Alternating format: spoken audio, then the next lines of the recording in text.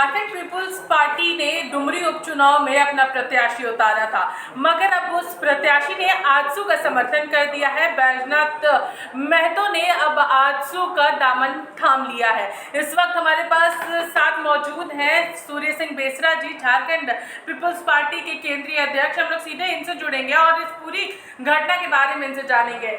आपने अपना प्रत्याशी उतारा, लेकिन एक बार फिर से उन्होंने आजसू का दामन थाम लिया है। उनका कहना है कि हम आजसू के समर्थन में हैं। हम उदाहरण देना चाहेंगे, जब शादी भी हो जाता है, ये घोषित हो जाता है कि इनकी पत्नी बन गई, अब उसको आप ले जाइएगा तो आप पर केस नहीं बनेगा। साधारण आदमी, साधारण कार्यकर्ता किसी भी पार्टी में सदस्यता ले सकता है। जेएमएम का बीजेपी में चला जाए, बीजेपी का जेएमएम चला जाए, आजसू पार्टी चला जाए। लेकिन जो चुनावी प्रक्रिया में और तमाम जो है भारत निर्वाचन आयोग के आचार संहिता के तहत जब ये हमारे पार्टी ज्वाइन करते हैं और डिक्लेयर होता है झारखंड पीपुल्स पार्टी, ए फॉर्म बी फॉर्म देने के बाद अधिकृत हो जाता है और आप डिक्लेयर करते हैं, उस कैंडिडेट पर हटा दीजिएगा। रावण जैसा सीता को उड़ा के ले जाइएगा तो ये चलेगा? नहीं चलेगा। आचार संहिता है।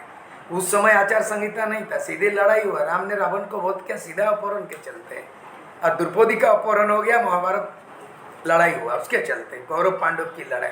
तो ये उदाहरण बहुत है। लेकिन यहाँ जिस तरह से आपने हरकत किया है, ये आप मुद्दों की राजनीति नहीं करते हैं, मुद्रा की राजनीति करते हैं, फेयर इलेक्शन नहीं है। ये आपने चुनौती दिया, संदेश दिया कि किसी का कैंडिडेट को भी आप अपहरण कर सकते हैं। आप अगर कैंडिडेट के अपहरण की बात करें तो आगे आप क्या कुछ करने वाले, क्योंकि शुरू से आप बोल रहे हैं कि थर्ड पार्टी की अब जरूरत है, थर्ड फ्रंट सामने आना चाहिए, तो उस रूप में अब झारखंड पीपुल्स पार्टी को आप सामने लेकर के आए। लेकिन अब क्या, लेकिन आपके तो जो प्रत्याशी थे वो तो आजसू चले गए। चलिए, अब तो चला गया। एक एपिसोड हुए हैं कि चलो भाई शादी उनसे हुआ, उनको तलाक दे के चला गया। चलो, समाज विचार नहीं किया, कोर्ट विचार किया, बहुत सारे कोर्ट उसमें भी तलाक का भी तलाक नहीं होता है। मैंने उसको तलाक ही नहीं किया, मतलब मैंने जेपीपी से उसको छोड़ा भी नहीं, बोला भी नहीं तैयार करो, लेकिन ये शादी रचा दिया जेपीपी से और अपहरण कर गया, दूसरा पराई स्त्री को लेकर चला गया, सुधीर रावण जैसे काम किए। तो जो भी है कार्रवाई चुनाव आयोग करेगा, उसका बहुत सारे आचार संहिता मोटी किताब में बहुत प्रावधान है।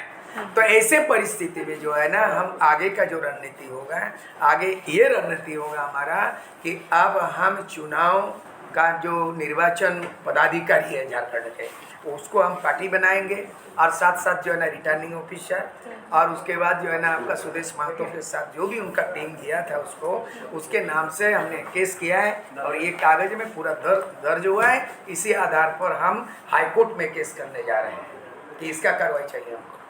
इस कागज में आखिर क्या कुछ लिखा हुआ है बेसरा जी? आपने यहाँ पे पूरी चीजें दिखाई है, लेकिन आखिर इस कागज में है क्या? इसमें है कि निर्वाचन पदाधिकारी को हमने रिटर्निंग ऑफिसर को उसको भी कॉपी दिया है, भारत निर्वाचन दिल्ली को भी लिखा है, उसे कॉपी दिया, और झारखंड में जो निर्वाचन पदाधिकारी मुख्य ने उसको भी दिया और कहा कि हमारा कैंडिडेट उसका अपहरण हो गया, डरा के धमका के पैसा कौड़ी का लेन देन के मामले में उसको झूठ बोलवा रहा, और उसको जो नहीं किया उसके बावजूद भी उसका वापस लेना बिना हमारा सहमति से वो वापस ले लिया और वो बस विड्रॉ कर लिया और घोषणा कर दिया। ये आचार संहिता का उल्लंघन है, तो इसीलिए उल्लंघन हुआ है। हम उम्मीद करेंगे, आज भी हमारी बात हुई है, मुख्य चुनाव अधिकारी से आज बात हुई, बोला कि मैं कार्यालय गया था और बोला मैं डुमरी में हूँ, क्या कार्रवाई हुआ?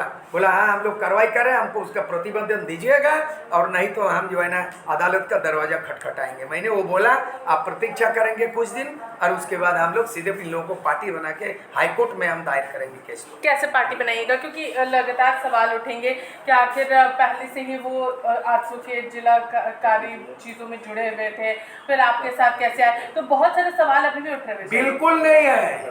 पहले शादी हुआ, तलाक हुआ, फिर शादी हुआ, मतलब पहले आजसू पार्टी में रहा होगा, जब हमारा झारखंड पीपुल्स पार्टी में सदस्यता ले लिया और वो नामांकन भर लिया तो आजसू पार्टी का नहीं रहा, विधिवत कानूनन वो जेपीपी का रहा। लेकिन जेपीपी को सारा चीज करने के बाद, क्रियाक्रम शादी संपन्न होने के बाद आप बोलेगा नहीं मेरा भी स्त्री है, शादी नहीं हुआ, नहीं हो चुका था शादी, मैंने नॉमिनेशन कर चुका था। तो ये बहुत गलत है। आचार संहिता पढ़ लीजिएगा, इतनी मोटी किताब है, पढ़ने में बस 12 बज जाएगा लोगों को। मैंने पढ़ लिया हूँ और ये कानून के जरिए न्याय नहीं मिलेगा, हाई कोर्ट जाएंगे और केस करेंगे। वो तो प्रेस के सामने आकर के बातें रख रहे हैं कि मैं समर्थन सीधा सीधा आजसू को दे रहा हूँ। क्यों दोगे? इस तरह की राजनीति एला हो जाएगा। इस तरह का राजनीति झारखंड को बदनाम करोगे। कोई डीसी भ्रष्टाचार कर लिया, बोला किया ही नहीं, ईडी पूछ रहा किया ही नहीं। 24 तारीख को हेमंत सोरेन मुख्यमंत्री को बुलाया जाएगा, बोलेगा हम किया ही नहीं, ये जमीन आपने लिया ही नहीं। बोलेगा आपका पिताजी का नाम, बोले शिबू सोरेन। शिबू कौन है? शिव सोरेन। बोला शिव सोरेन मेरा पिताजी नहीं है। आपका क्या नाम है? बोला हेमंत सोरेन। हेमंत कुमार सोरेन लिखा हुआ आप है, हम नहीं है। चल जाएगा ऐसा? फर्जी चल जाएगा? नहीं चलेगा ऐसा। ये खुद फर्जी बड़ा कर रहा है सरकार में, और सुदेश महतो जो किया वो भी फर्जी बड़ा किया है। तो हम लोगों ने इस वक्त तमाम चीज़ों पर चर्चा की कि आखिर डुमरी उपचुनाव में क्या कुछ होने वाला है, लेकिन एक सबसे बड़ा सवाल यहाँ पे रह जा रहा है कि अब ये झारखंड पीपुल्स पार्टी जो है वो किसे समर्थन देगी। थर्ड फ्रंट की बात कर रहे थे, बातें सामने आ रही है कि आप AIMIM को समर्थन देने जा रहे हैं। अभी वहाँ के जो प्रत्याशी है, एक ऑप्शन रह गया है, एक आजसू के प्रत्याशी मैदान में रह गया है, और उसके बाद जो है ना आपका झारखंड ये का मुक्ति मोर्चा का 2 प्रत्याशी तो आमने सामने दिखाई दे रहा है। और तीसरा में एक तो रह गया है कि ओबीसी का जो पार्टी है वो है AIMIM। तो उनका प्रत्याशी जो है मौलाना जी हमसे रात में बात किया कि भाई साहब बेसरा जी आपका समर्थन का जरूरत है।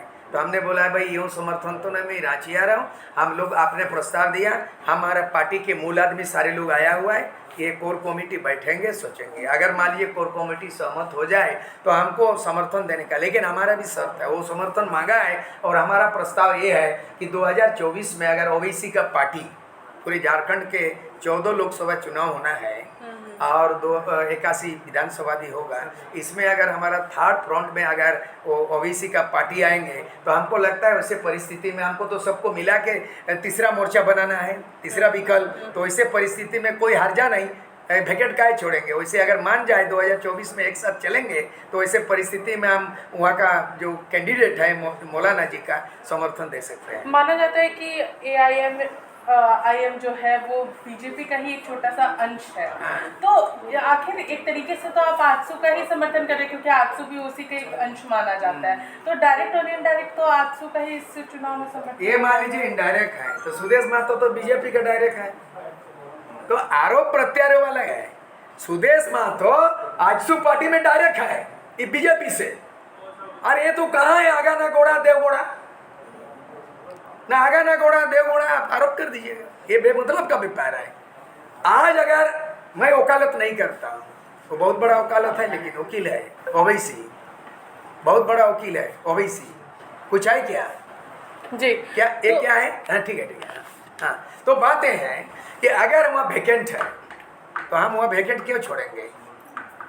शर्त और बिना शर्त हमारा कहना है कि हमारा कैंडिडेट को हेजेक हो गया है, इसलिए हमारा अपील है कि भाजपा का आजसू का भी नहीं और जेएमएम के भी नहीं, एक ऑप्शन अगर मौलाना जी है तो हम अपील करते हैं मौलाना जी को मेरे तरफ से वोट दे दीजिए आप।